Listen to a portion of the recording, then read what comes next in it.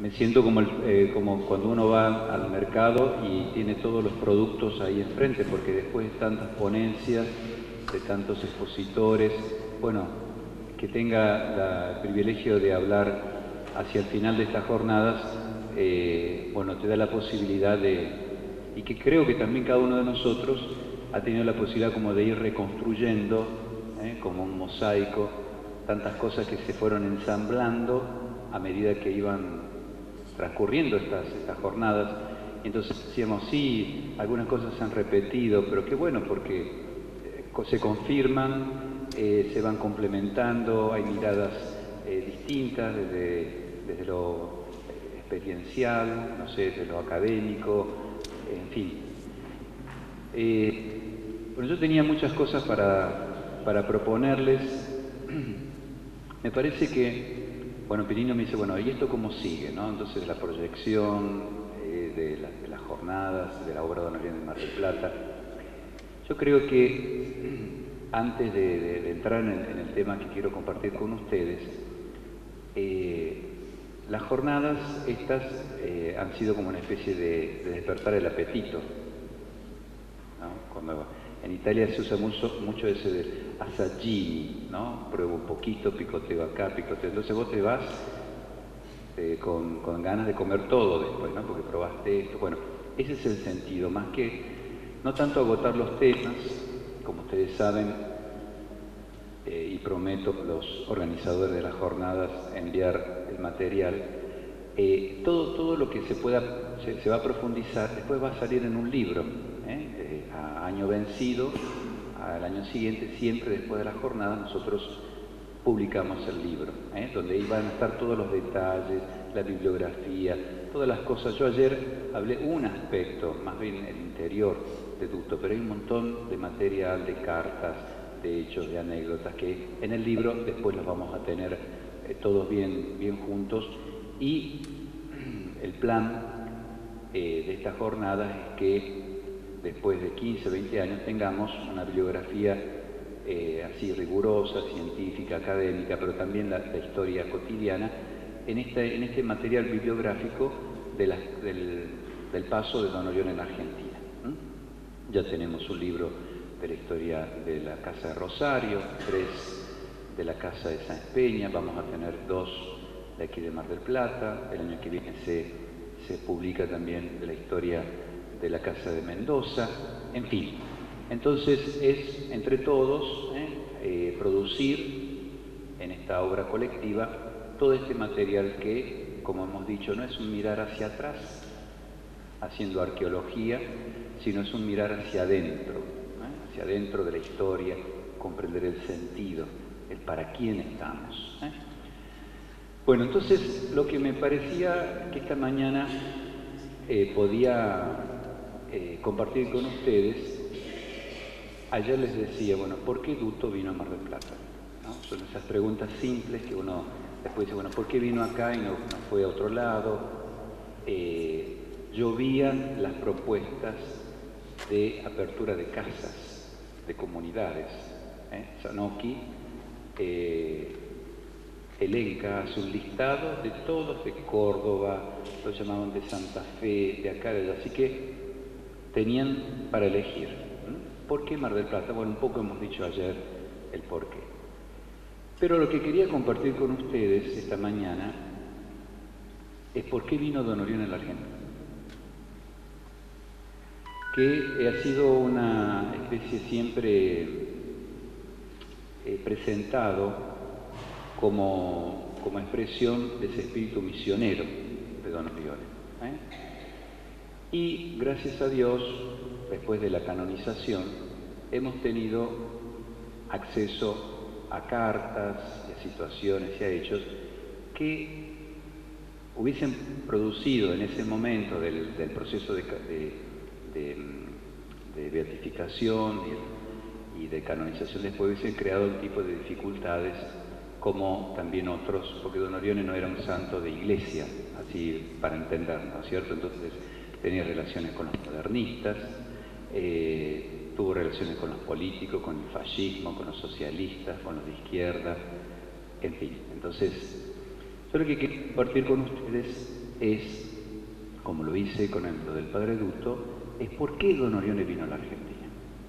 ¿Cuáles fueron las verdaderas razones por las cuales nos encontramos? Ese sacerdote que había enviado en 1913, como decíamos ayer, a los primeros sacerdotes al Brasil, llamados para acompañar el apostolado de las hermanas de la Madre Michel. ¿Por qué se vino a Buenos Aires? No tanto el viaje del 22, sino el del viaje del 34. ¿Y por qué se quedó tanto tiempo aquí en Argentina? Quiero compartir con ustedes esto porque nos va a permitir encontrar el alma de ese primer anuncio de apertura del pequeño Cotolengo de Claypole. Nos va a permitir comprender la intensidad de las opciones apostólicas. Y no solamente la intensidad, sino de dónde proviene. Un poco me adelanto a la conclusión diciéndole que el pequeño Cotolengo, que irrumpe también en 1915 en la vida de Don Orione, porque ustedes saben que nuestros primeros apostolados fueron los educativos, pero no entendido, y esto digo, como vieron cuando va el guía turístico y dice, bueno, mira, cuando ustedes vuelvan a Mar del Plata van a ver, visiten, no sé, Cabrales, que queda acá a la vuelta, pero no podemos pasar, nosotros tenemos que seguir. Entonces, una cosa que quiero decir, que no me voy a meter, Don Orione cuando abre el colegio de San Bernardino, que nosotros lo entendemos como una escuela, como un seminario para las vocaciones pobres, en realidad lo que Don Orione está queriendo hacer en esa obra, así tan inocente como una escuela para sacerdotes, para seminaristas, está queriendo iniciar la reforma del clero. La reforma del clero, un clero altamente cualificado como eran los jesuitas, pero metido en el pueblo. Dejo ahí la cosa, hay mucha bibliografía, este libro gordo van a encontrar también, pero para decir que hasta 1915 la formación y las escuelas tenían ese perfil, ¿no? La formación cualificada de líderes populares. Así que no andaba con cosas chiquitas. Y entonces, ¿cómo irrumpe el tema del Cotolengo? Que ustedes saben bien que Don Orione en Turín, y también en Baldoco, con los salesianos, ahí Turín era los salesianos del Cotolengo, era todo lo mismo. Entonces, cuando él está en 1888 allí con Don Bosco, ve esa procesión, son los del Cotolengo, en fin. Pero digamos que va a ir adquiriendo distintas, a medida, voy a quedarme quieto o me pongo acá, porque esto se va bien. Entonces, el apostolado, tanto el educativo como el asistencial, a lo largo de la vida de Don Orione, lo vamos a encontrar siempre presente. Pero lo que van cambiando en su vida son distintas, que podemos llamarle como síntesis o perspectivas, de las cuales se van insertándose esas obras. En un primer momento, con la pérdida del Estado Pontificio, las obras de caridad fueron consideradas un medio para suscitar en el pueblo el deseo de que el Papa volviese a su poder temporal. Imagínense, en 1870 Italia se había unificado, pero todos los problemas de cualquier primer Estado que se está consolidando eran muy difíciles de resolver. Por ejemplo, el tema de la salud, de la educación, de la seguridad, del comercio. Entonces, en ese primer periodo, las obras de caridad son más bien la expresión apologética, ¿no? La expresión a la defensiva de la realidad temporal de la Iglesia. Don Orione y Luis Orione, porque no era sacerdote, Luis Orione, como otros fundadores, van a querer lo que después nosotros conocemos como el operativo clamor, ¿no es cierto? Van tan mal las cosas que vamos a llamar de vuelta al Papa, que vuelva a ser rey, de tal manera que ponga las cosas en su lugar. Entonces las obras de caridad están teñidas en ese momento de ese aspecto más bien apologético. Es en un segundo momento donde las obras de caridad, tanto educativas como asistenciales, van a tener esta especie de, lo hablaban días pasados, con todo el tema del nacionalsocialismo, del fascismo. Las obras de caridad de la Iglesia, y no solamente de la obra de Don Orione, van a ser como la expresión social de un proyecto que después, gracias a Dios, fracasó porque estaban asociadas o estaban contaminadas con el tema del fascismo. Imagínense Mussolini, que quiere instaurar la Tercera Roma, se quiere servir de la catolicidad como ese aspecto universal para la expansión de la idea así fascista, ¿no? Del Estado Supremo. Eso va a pasar en Etiopía, y va a pasar también en las islas de Rodas y en todas las colonias que las grandes potencias tenían. Entonces, diríamos, la Iglesia, lo que pasó hoy Día de la Raza, ¿no es cierto? Que decir, venía primero el ejército y después venía la cruz, una cosa así, ¿no es cierto? Bueno, ya no es más Día de la Raza, me han dicho, ¿no? Me van cambiando el calendario escolar me lo van cambiando todos los años. Integración cultural y diversidad cultural. Perfecto, perfecto. Entonces, claro, entonces la italianidad estaba muy asociada al catolicismo. Entonces, nos pasó en la isla de Rodas, que se arde estoy yendo por las ramas terriblemente, ¿dónde está Pinino? Entonces, cuando llegan las tropas italianas, detrás de ellos viene la Iglesia, haciendo las escuelas, las cosas para los huérfanos. ¿Qué pasa? Que cuando pierden la guerra y vuelven los turcos, es decir, todo eso se cae. Entonces estamos hablando de la década del 30 y un poco del catolicismo de esos años, aquí en Argentina también. No sé, hubo una especie de reivindicación y por eso las grandes obras de la caridad que se tenían que ver, enormes edificios para decir, acá está la Iglesia Católica. Bueno, pero, ¿esto cuándo se va a quebrar en Italia? Con la firma de las leyes del 38, las leyes racistas, y ahí como Pío XI, con todo el tema de la educación de la juventud, los Balila, se van a dar cuenta de que era una trampa.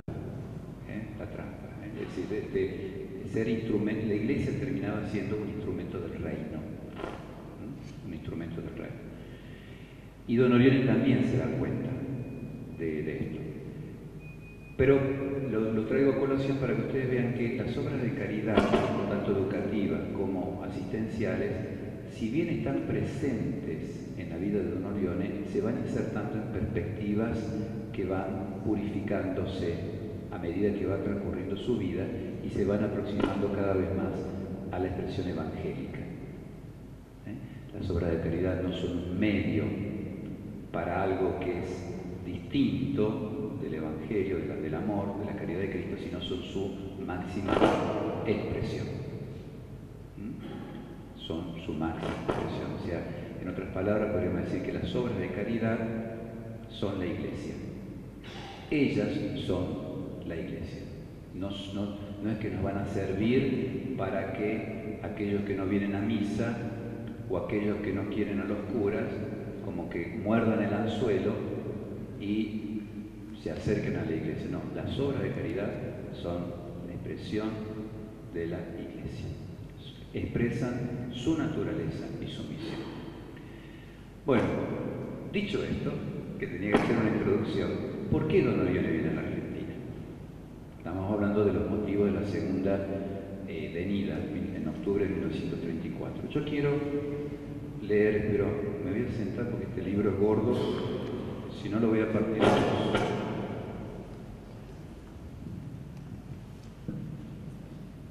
Quiero compartir con ustedes algunos fragmentos de la correspondencia que hasta hace unos años atrás era totalmente inédita. Voy a leer un fragmento de una carta que don Orione dirige apenas llegado a Buenos Aires, estamos hablando de 1934, a su obispo, Monseñor Simón Pedro Grassi, una carta que el obispo no va a poder recibir porque las cartas en ese entonces demoraban unos 20 días en llegar, y cuando llega a Tortona esta carta el obispo había fallecido. Entonces le escribe así el don Orione: no tenga miedo de que yo adquiera notoriedad en Tortona. Usted sabe, Padre mío, que nunca nos entrometimos en el gobierno de la diócesis, directa o indirectamente. Solo cuando Vuestra Excelencia me hablaba de algún dolor personal, he buscado dar algún tipo de consuelo. Excelencia, con el mismo amor de hijo con el que siempre lo he querido y servido, te suplico humildemente en Jesucristo y en la Virgen Santísima, no permita morir de ese modo. Usted sabe que han querido ensuciarme con barro, ¿y qué barro? Son ya 4 años que estoy esperando una palabra de defensa que salga de mi obispo. La calumnia se ha extendido en la diócesis y más allá también, que hasta mis seminaristas la conocen. También han hablado de este asunto otros sacerdotes y laicos. Siempre he callado, siempre he sufrido y rezado, pero no soy una piedra. Se trata del buen nombre y de lo que un sacerdote tiene por más valioso, su honor. Nos dirigimos a nuestra iglesia y a nuestro obispo. Nunca he pedido juicios. No quiero hacer mal a nadie, sino el bien a todos. Perdono a todos y quisiera dar la vida por todos. En oración, silencio y esperanza, he aguardado pacientemente y con una gran confianza filial una palabra de mi obispo y padre que dijera: no es verdad. De mi iglesia de Tortona, que he amado y servido tanto como se ama una madre, pero esa palabra nunca fue pronunciada. Oh, mi buen padre, no permita morir de ese modo. ¿Qué había sucedido? Recuerdan que don Orione, que estaba con Monseñor Bandi, le había dicho que quería salir a las misiones, y se produce ese terremoto en el sur de Italia, en Messina, que fue el Día de los Inocentes. El 28 de diciembre de 1908 murieron 80.000 personas en ese terremoto. El problema no eran las personas que habían muerto, sino todos los vínculos que habían quedado rotos, los huérfanos, las familias destruidas. Entonces Pío X lo manda a don Orione, que en ese momento tenía muy malas relaciones con Monseñor Bandi, y prácticamente como que mandándolo al sur de Italia se salva la congregación, porque Bandi ya un poco estaba cansado de don Orione. Los dos eran tipos geniales, pero se sacaban chispas. Entre paréntesis digo, nosotros hemos recibido una visión bastante peyorativa de Monseñor Bandi, y Bandi fue un tipo de muchas luces, y es el que le ayuda a don Orione a discernir de un modo más pleno la voluntad de Dios sobre su familia. Bueno, cierro paréntesis. Entonces, está este terremoto, está la necesidad de anticiparse a las asociaciones laicistas de esta Italia que decimos del Reino de Italia. Entonces lo manda de vicario general de la diócesis de Messina. En 1911, mientras está haciéndose apostolado, entonces sucede un hecho que nosotros, yo ahora tenemos que empezar a decir los más grandes, porque nosotros siempre hemos escuchado medio a medias tintas de los sacerdotes más ancianos. ¿Qué había pasado en Mesina? Porque imagínense, estaba el proceso de beatificación, que vamos a sacar los trapitos al sol. Bueno, en Mesina sucedió, en julio de 1910, sucedió una cosa de la que yo he encontrado como varias versiones. Una calumnia que tenía tres expresiones. Que un peluquero de Mesina había procurado inocular una enfermedad maligna a don Orione. La segunda, que don Orione una mañana encontró sobre la mesa de su escritorio un libro abierto en el capítulo que hablaba de cómo protegerse de la sífilis. Que siempre en Mesina, por odio contra un sacerdote no precisado, se escribió su nombre en un registro de una casa de prostitución. Hasta ahí todo bien, ¿no es cierto? Porque estamos hablando de 1910 y ustedes me podrán preguntar, y bueno, ¿y a qué va este tema de la carta de octubre de 1934, escrita desde Buenos Aires al obispo?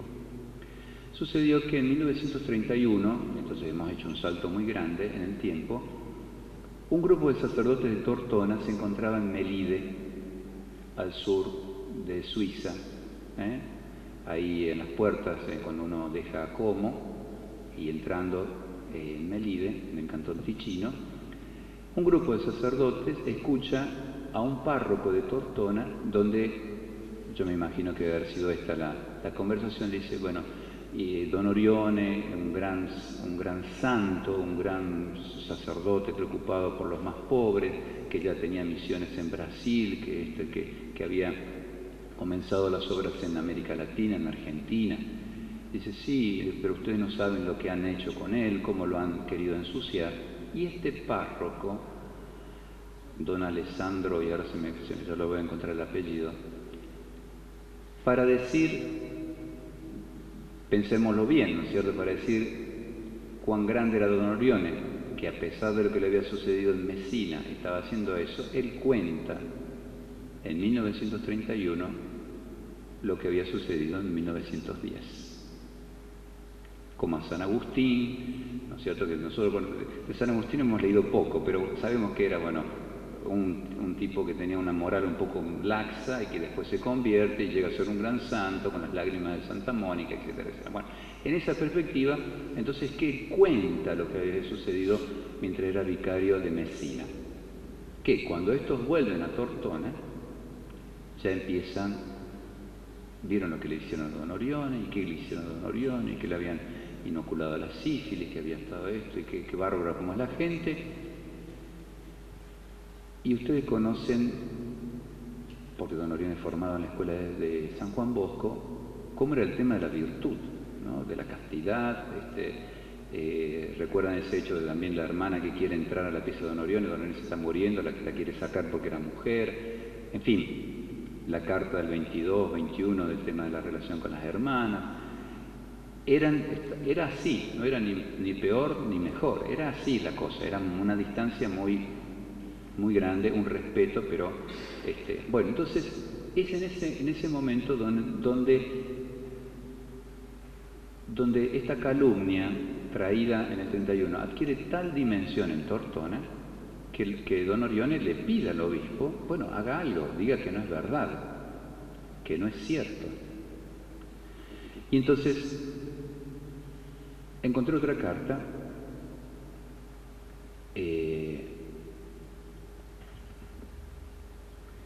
referida, imagínense, estamos en el 34, la calumnia fue en el 31, don Orione viene en el 34, en el 35 le ponen el visitador apostólico, el abad Caronti.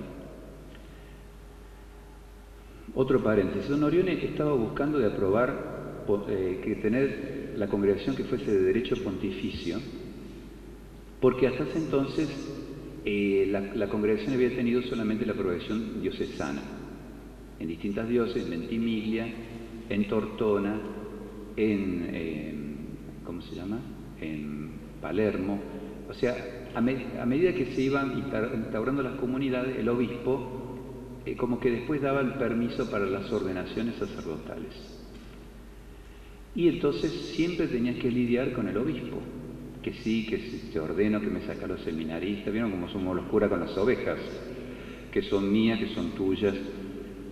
Siendo de derecho pontificio, el que presentaba a los obispos sin pedirle permiso a otro era el fundador.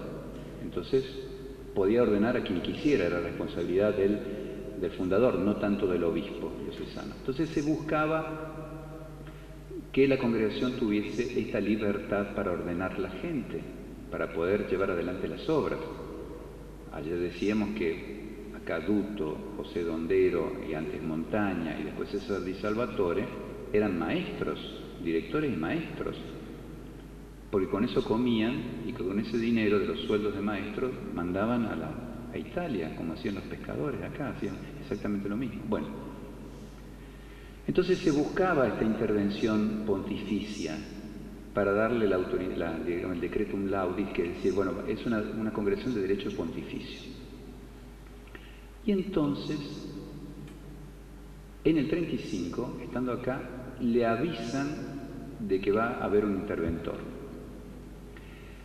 Pero entonces, ¿por qué no se puso contento? Si era lo que estuvo buscando. Estaba queriendo provocar esta visita pontificia de tal manera de aprobar congregación. ¿Y por qué no se pone tan nervioso? Orione, ¿por qué te pones nervioso? Y entonces, en otra carta, digo yo que habrá dicho él, fíjense el contraste. Entonces, vos haceme seña cuando me falten 5 minutos porque vamos a estar hasta las 2 de la tarde. Lo presenta a Caronti a la congregación, a la familia. Recuerden la carta pidiéndole al obispo que diga algo. 34, octubre, lo presenta y dice: viene a nosotros, pobres hijos de Adán, en la persona del abad Caronti, el visitador apostólico, para orientarnos en el Señor y reconfortarnos en perfeccionar la íntegra consagración de nosotros mismos al Señor, nuestro Señor Jesucristo crucificado, y a la Santa Iglesia, al servicio de los pequeños y pobres en el apostolado de la caridad, para que vivamos sin otro deseo que darnos fuerza para Cristo y de su vicario en la tierra. Pero en otra carta,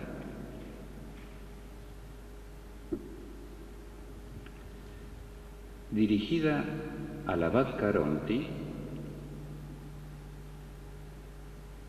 le dice, bueno, él piensa, ¿vieron como cuando quien ¿cómo dice el dicho? Se quema con leche, ve la vaca y dispara. Entonces, estaba tan preocupado con esto de la calumnia que dice, se enteraron también en el Vaticano y entonces ahora me ponen un visitador apostólico, me van a echar.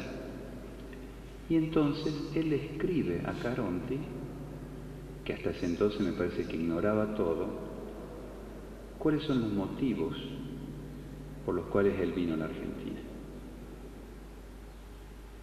Por las caras de ustedes creo que es la primera vez que van a escuchar esto, ¿no? O alguno ya lo escuchó en alguna otra charla que yo he tenido.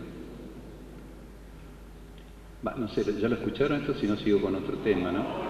A propósito lo digo. Entonces escribe, es un fragmento, la carta es más larga, y entonces a Caronti, don Orione le escribe el 1 de agosto de 1936.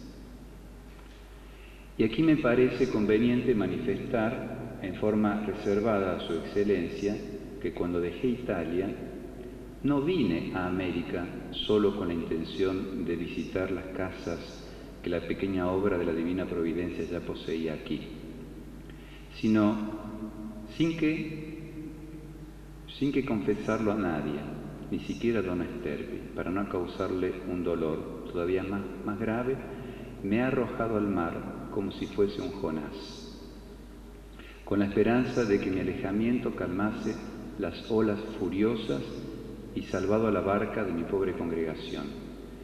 y además era necesario que yo me alejara para interponer un acto claro en salvaguarda de mi buen nombre.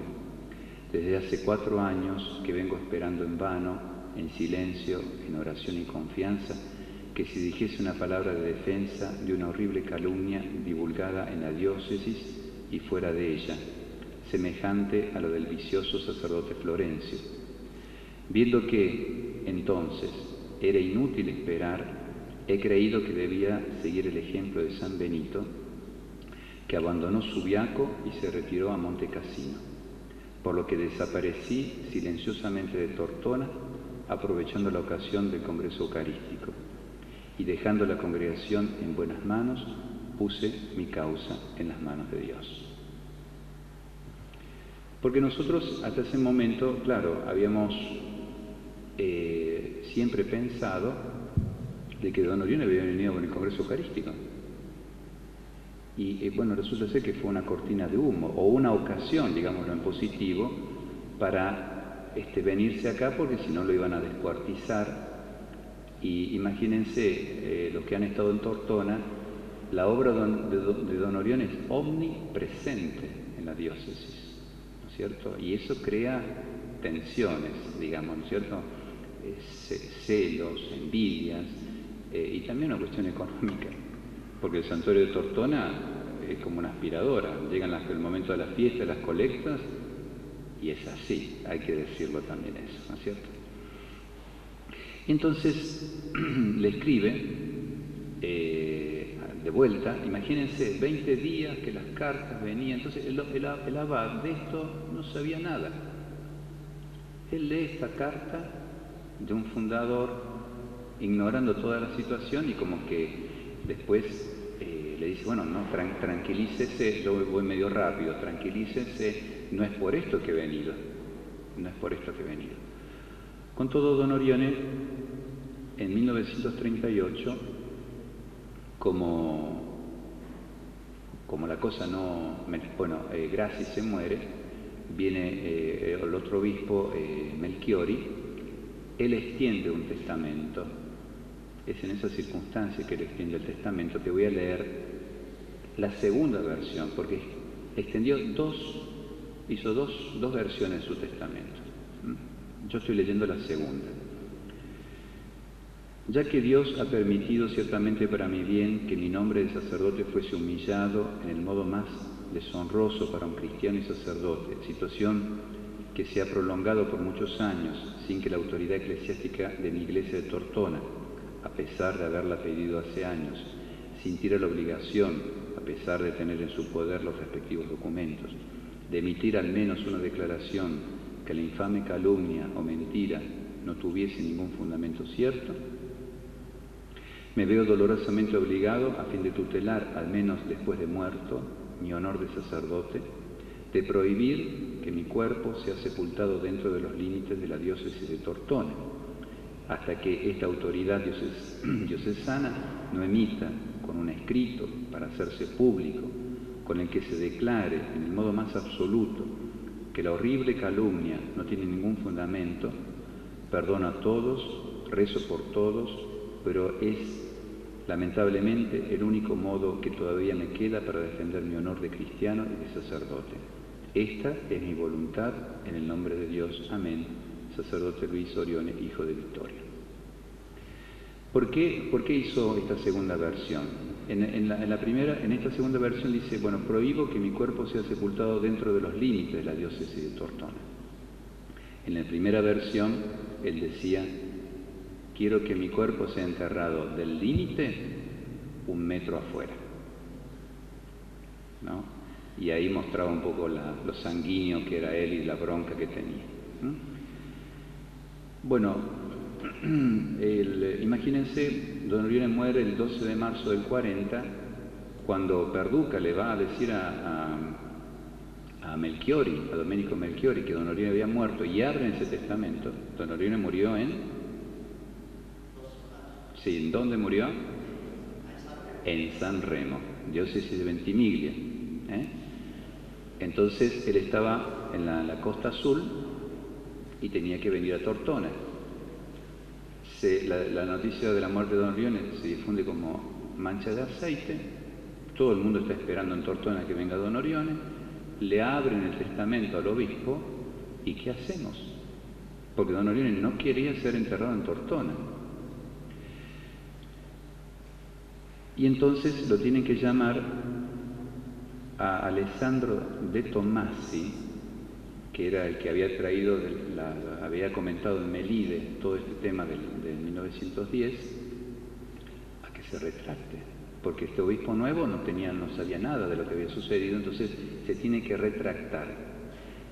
Ese hecho de la retractación, de que lo van a llamar, de que él dice que no fue, qué sé yo, hace que don Orione tenga que ir visitando las casas, el cuerpo de don Orione, tenga que ir haciendo todo un periplo, que fue presentado como un periplo de honor, de último saludo, porque estaban en las tratativas en Tortona para que don Orione pudiese ser enterrado y se cumpliese su última voluntad.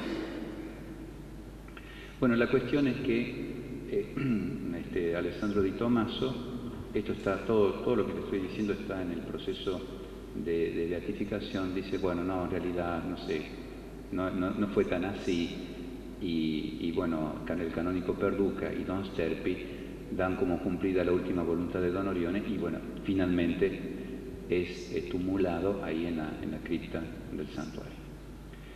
Y entonces, y ahora vamos casi a la conclusión.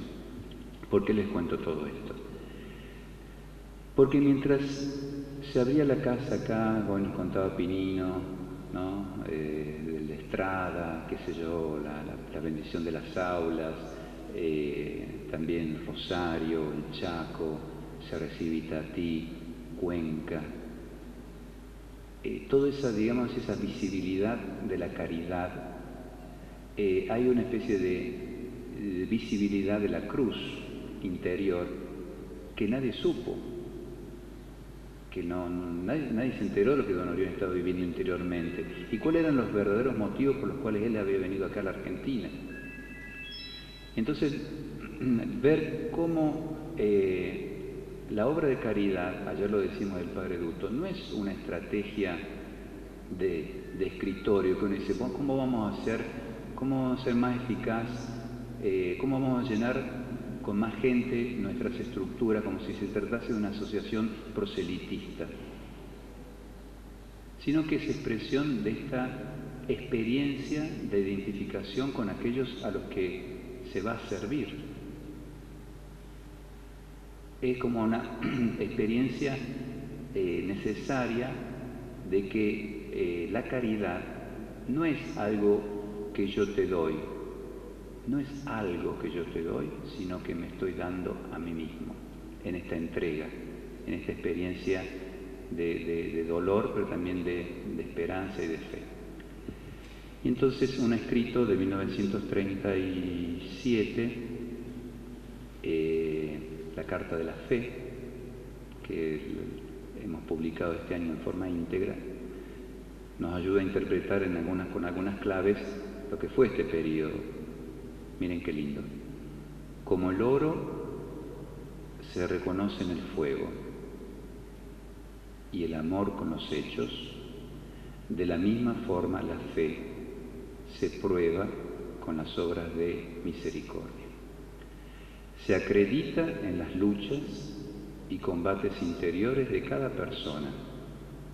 Se prueba en los combates exteriores y también en los vilipendios y persecuciones. Pero para la fe, las persecuciones y difamaciones, en vez de ser ocasión para separarnos de Cristo, serán en cambio un aumento de vida cristiana. Acá está el motor de las obras de apostolado.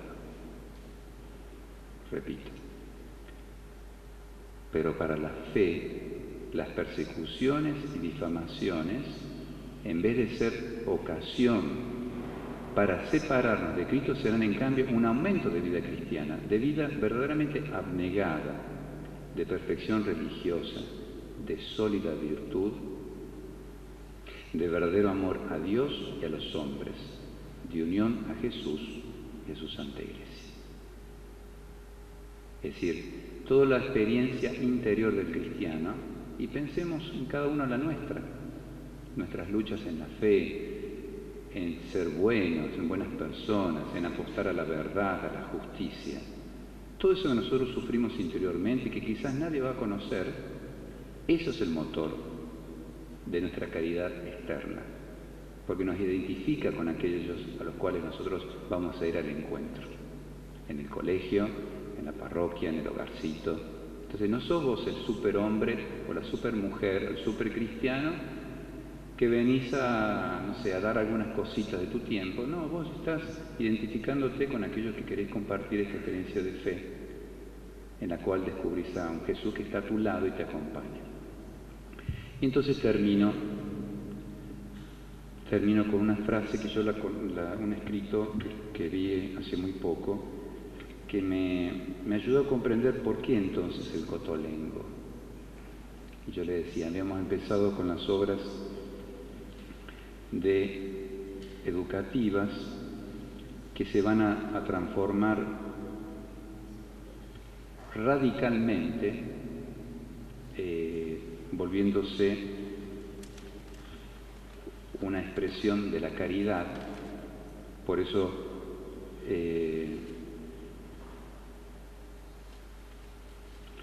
no son solamente unas obras, digamos, de educación meramente, no lo tengo acá marcada. Las obras educativas también deben ser evangelizadoras porque los que hacen el colegio tienen que vivir esta misma experiencia. ¿Cuál? Esta experiencia de identificarse con aquellos a los cuales uno va a servir. Es paradójico porque el médico no se enferma para curarte. Y el cristiano se tiene, como Jesús, se tiene que embarrar, se tiene que mezclar, se tiene que involucrar, decimos hoy, para verdaderamente dar respuestas a los grandes interrogantes del corazón humano.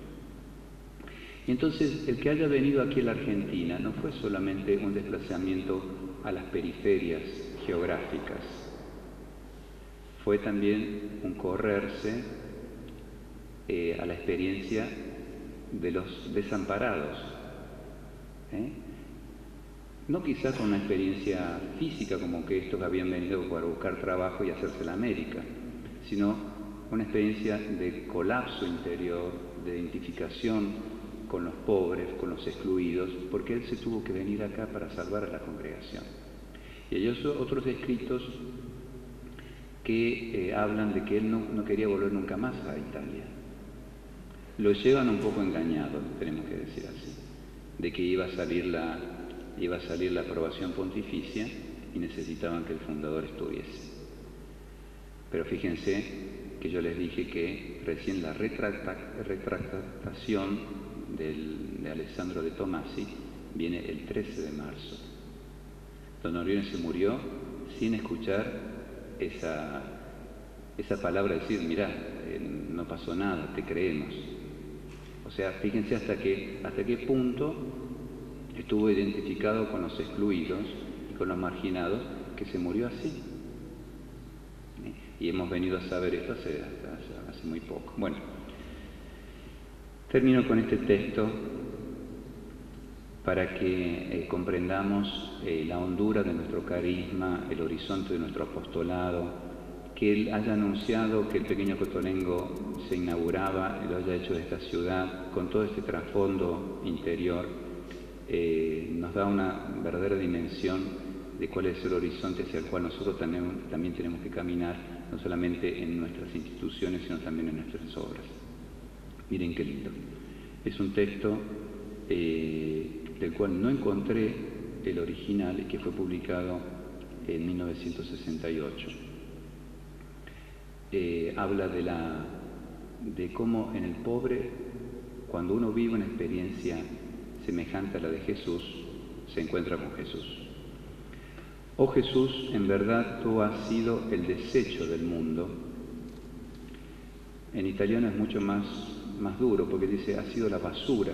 Yo puse desecho porque, bueno, reciclamos desechos, pero en realidad la palabra sería basura. Oh Jesús, en verdad tú has sido el desecho del mundo, y en esto nuestros queridos pobres del pequeño Cotolengo se asemejan un poco a ti. Oh Jesús, tu primer pueblo te ha rechazado y no quiso recibirte. Te convertiste en el gran repudiado. Tú no has tenido otra cosa que una gruta abierta a la intemperie. Tú eres el primero de los pobres del Cotolengo. Qué lindo esto, ¿no es cierto? El primero del Cotolengo, así como nosotros lo entendemos, el desamparado, el excluido, el rechazado, ha sido Jesús. Así que bueno, les deseo que estas jornadas, el Yasaggini, ¿no es cierto?, nos hayan permitido tocar con mano el alma, digamos, la fibra más íntima de los personajes que han desfilado delante nuestro en este escenario, que han propuesto, no sé, de la construcción del puerto, de la construcción del barrio de las Ranitas, en fin, que ese paisaje que han pintado estos profesores, bueno, nos ayuden también a nosotros a tener el mismo espíritu y la misma pasión de estos que pasaron antes. Muchas gracias.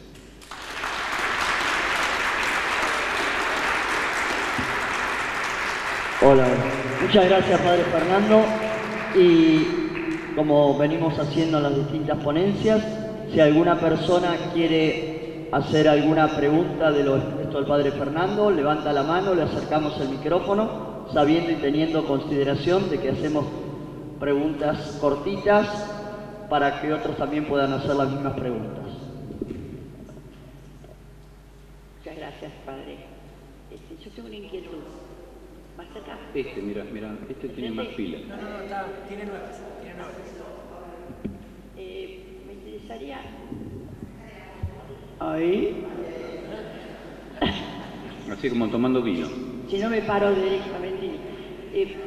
Sobre todo me interesaría preguntarle cómo tenemos el corazón en la Argentina. ¿Cuál fue la causa para que llegara a ese corazón que podemos ver en Claypole? Con mucho amor. ¿Está especificado en algún lugar? En realidad hay unos textos muy lindos donde él dice: quiero ser enterrado en la Pampa, que bueno, están en este libro, que después del año que viene, cuando hay un montón de libros que nosotros vamos a traer acá para... Es decir, quiero que mi corazón, quiero ser enterrado en la Pampa, dice él. Imagínense, la Pampa para ellos era la Argentina, ¿no es cierto? Y después otro texto que nos ayudó mucho en ese capítulo fue: vivo o muerto volveré a la Argentina. Pero ha sido todo este contexto, ¿no?, de la necesidad de estar hasta físicamente, porque él, ya les digo, volvió a Italia esperando esta reivindicación y se murió sin ella. Así que fue, yo creo... Yo no quiero victimizar a don Orione, porque nosotros siempre lo hemos visto sonriente, las fotos. Estos escritos circulaban a Sterpi, al abad Caronte y a nadie más. No es que nunca fueron publicadas, yo creo que es la primera vez que vienen publicadas de esta forma. Así que nunca se lo vio don Orione hablando mal de nadie, ni desalentándose por nada. Sino viviendo este sufrimiento interior, ¿cómo? Entregando su vida a los demás en la obras de caridad. Entonces, el hecho de que haya venido a la Argentina expresa, en cierto modo, es como cuando uno tira, ¿vieron el tejo? Yo ahora quizás no respondo en las motivaciones históricas, pero cuando uno tira el tejo, dice, bueno, para allá hay que ir, ¿no? Y entonces, más que una presencia física, está marcando un horizonte, a la periferia. El Papa dice: me fueron a buscar al fin del mundo. Entonces el corazón, yo creo que ha tenido también, con su venida, este gesto, este significado simbólico, a las periferias. Yo quiero seguir en las periferias. Y entonces, hoy Claypole no es lo que fue en ese entonces, pero don Orione sigue no en el centro, así como puede ser considerado nosotros que miramos mucho el norte. Él sigue estando en el sur, ¿no es cierto?, como desafiándonos también a nosotros, a ir a las periferias. Padre, yo le voy a agregar un datito a eso de que por qué está el corazón acá, porque nosotros hemos escuchado en una que otra vez que al capítulo general le costó muchísimo consentir el hecho de que el corazón venga acá respetando la voluntad de don Orione, por lo menos los que nos contaron, los que no estuvimos en el capítulo nos enteramos, como se enteró la gente de las calumnias de don Orione en el sur, ¿no?, de Italia. Mi pregunta es, yo te conté ayer porque es verdad, y él lo decía con muchísimo respeto, porque el monseñor Anacedo, con el que yo tuve la suerte de trabajar al lado de él mientras fue obispo de Mar del Plata, siempre mostró un enorme respeto y afecto por la congregación de los padres de don Orione. Y él me dijo, y tuve la suerte de escucharlo primero personalmente y después con la compañía de algunos, que don Orione iba a ser santo no tanto por lo que se conoce, sino por lo que no se conoce. Y esto que vos acabas de contar me induce la pregunta, que es esta. Siento que don Orione era tan colérico, sanguíneo como buen tano, como decimos nosotros, luchó contra sí mismo para tener una conducta y mostró una faceta de fundador.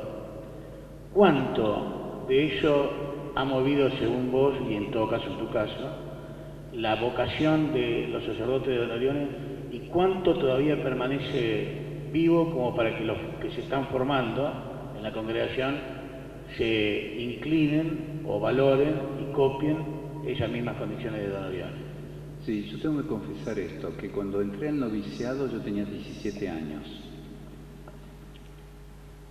Siempre he sido un poco inquieto con el tema del estudio, hasta me acuerdo haberme bajado en la ruta 8, tenía un bolsito de ropa y una mochila llena de libros, así que ya venía con esta manía de los libros, porque no podíamos comprar libros en mi casa, así que los pocos que tenía me los traje. Usé mucho las bibliotecas y agradezco a Dios esa experiencia. No había fotocopiadora, empezaba en ese entonces, agradezco a Dios la experiencia de haber tenido el tema de las bibliotecas. A lo que voy es que con 17 años nosotros leíamos Sparpaglione, porque estaba Sparpaglione. Papasoli había sido traducido y estaba en una edición de Ediciones Guadalupe, pero Sparpaglione era como para nosotros más jóvenes, así, un estilo distinto. El libro que han regalado fue publicado, todas las biografías también tienen una perspectiva con el tema de la acusación de la relación de don Orione con los modernistas. Por eso ustedes se preguntarán por qué en esa biografía hay tantos capítulos dedicados al tema del modernismo. Justamente esa biografía vino en respuesta a este tema de planteo. Bueno, la cuestión es que había 2 libritos amarillos de En Camino con don Orione, de las cartas, uno blanco que se llamaba Por un camino seguro y fecundo, y para de contar. Estaban Lettere 1 y 2, que estaban en italiano, que dicho sea de paso, habían sido publicadas en 1954 y reeditadas en el 69, que es un conjunto de cartas que tienen que ver todo con la disciplina de la congregación, porque imagínate, muerto el fundador, esto se va a los tomates. Publiquemos las cartas donde así la tropa está toda bien uniformada. Los primeros 100 años de las congregaciones son cruciales. Entonces, toda la literatura estaba encaminada a que nadie se le venga en mente, encima, como decía ayer Duto, esta congregación que es desordenada, que se le saltase en mente hacer otra cosa. Pero estaban en italiano. Yo empecé a estudiar italiano y un poco así empezamos a bucear. Después pude estudiar 3 años más italiano y hacíamos algunos tipos de traducciones. Todo el material que venía de Italia venía en italiano y así fue toda mi formación. Es decir, muy escasa de 2 cuestiones, de la teología de la vida religiosa y todas las cuestiones carismáticas de carismas de don Orione. Un poco porque todo este material no podía salir a la luz, porque hubiese complicado muchísimo. Y hay muchísimo más material que irá con el tiempo dándonos una perspectiva más acabada. A lo que voy es que si estamos en don Orione sin haber conocido sus cartas así en profundidad, todo este material, es porque el carisma también tiene una dimensión práctica, experiencial, no es solamente los escritos. Don Orión es grande también por sus gestos, que hemos también aprendido a hacer. Yo no entré por el Cotolengo, me acuerdo cuando me mandaron al Bodrix, 17 años, yo salí corriendo, porque detrás mío venía un chico para saludarme, pero bueno, yo siempre con el colegio, qué sé yo, o lugarcito, decir, no solamente la reflexión es lo que a mí aumenta la pertenencia, sino en Don Orione, como les decía ayer, la reflexión es sobre una praxis que después uno puede escribir, no sé, la Iglesia es caridad, pero antes es una experiencia del Espíritu. Entonces yo creo que nos ha salvado eso. Ahora también tengo que decir, ahora que somos menos, me están grabando, que si hubiésemos conocido esos aspectos más humanos de Don Orione, yo creo que la identidad, y con esto quiero decir la pertenencia, hubiese sido más fuerte. Y probablemente muchos de los que se fueron no se hubiesen ido.